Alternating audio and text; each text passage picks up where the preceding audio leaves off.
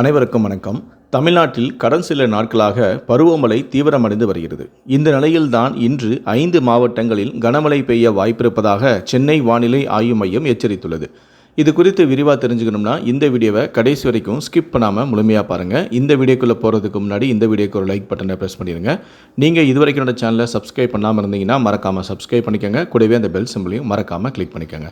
சரி, வாங்க இப்போ நம்ம வீடியோக்குள்ளே போகலாம்.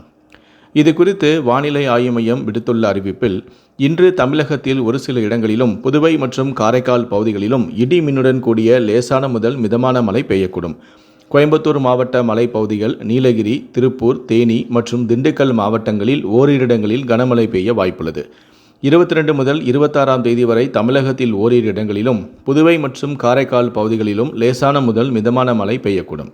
சென்னை மற்றும் புறநகர் பகுதிகளில் அடுத்த 24 மணி நேரத்திற்கு வானம் ஓரளவு மேகமூட்டத்துடன் காணப்படும் எனவும், நகரின் ஒரு சில பகுதிகளில் இடி மின்னுடன் கூடிய லேசான அல்லது மிதமான மழை பெய்ய வாய்ப்புள்ளது எனவும், அதிகபட்ச வெப்பநிலையானது 35 டிகிரி செல்சியஸை ஒட்டியும் குறைந்தபட்ச வெப்பநிலையானது 27 டிகிரி செல்சியஸை ஒட்டியும் இருக்கக்கூடும்.